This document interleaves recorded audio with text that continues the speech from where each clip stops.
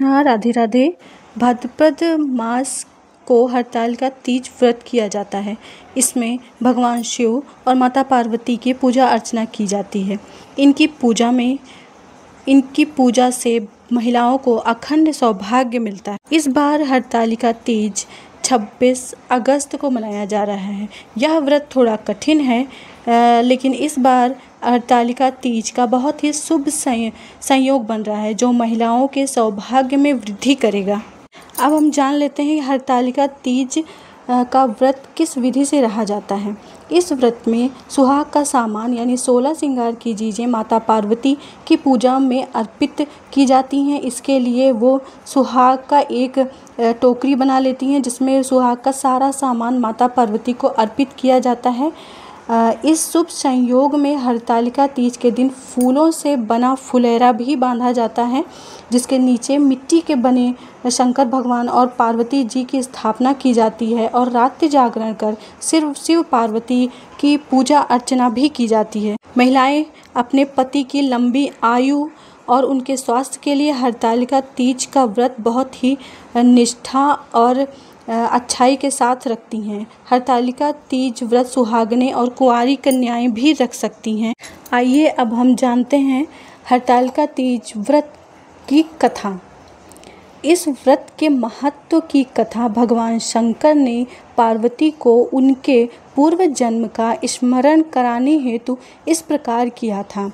वैसे तो बहुत सारी जगहों पर बहुत सारी अलग अलग कथाएं भी दी हुई हैं, लेकिन ये एक पौराणिक कथा है, तो आप व्रत के समय ये कथा को ज़रूर सुनें। एक बार तुमने हिमालय पर गंगा तट पर अपनी बाल्यावस्था में 12 वर्ष की आयु में अधोमुखी होकर घोर तप किया था।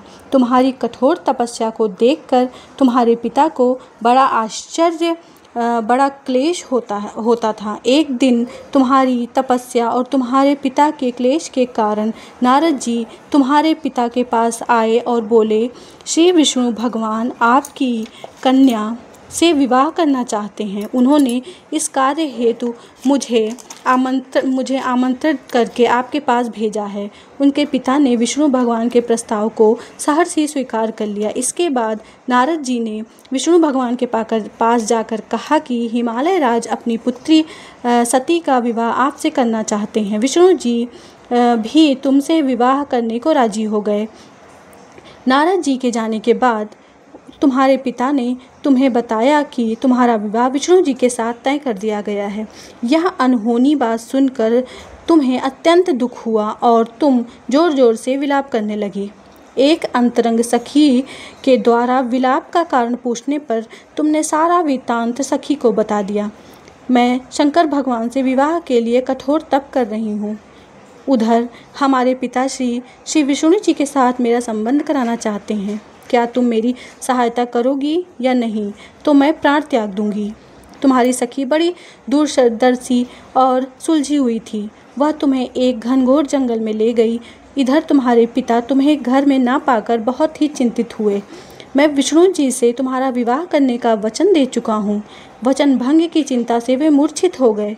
इधर तुम्हारी रोज खोज होती रही और तुम अपनी सहेली के साथ नंदी के तट पर एक गुफा में मेरी तपस्या करने में लीन हो गई। भाद्रपद शुक्ल की तृतीया को हस्त नक्षत्र में तुमने रेता का शिवलिंग स्थापित करके व्रत किया और पूजन तथा रात्रि जागरण भी किया। तुम्हारे इस कठोर तप व्रत से मेरा आसन डोलने लगा, मेरी समाधि भी टूट गई। मैं तुरंत तुम्हारे पास पहुंचा और वर मांगने का आदेश दिया। तुम्हारी मांग और इच्छा अनुसार तुम्हें मुझे अर्धांगिनी के रूप में स्वीकार करना पड़ा। तुम्हें वरदान देकर मैं कैलाश पर्वत चला गया।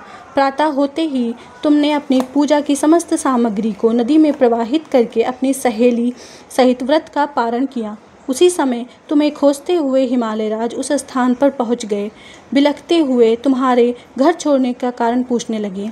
तब तुमने उन्हें बताया कि मैं शंकर भगवान को पति रूप में वर्ण कर चुकी हूँ, परंतु आप मेरा विवाह विष्णु जी से कराना चाहते हैं, इसलिए मुझे घर छोड़कर आना पड़ा। मैं अब आपके साथ घर इसी शर्त पर चल सकती हूँ कि आप मेरा विवाह विष्णु जी से न कर भगवान शिव जी से करेंगे।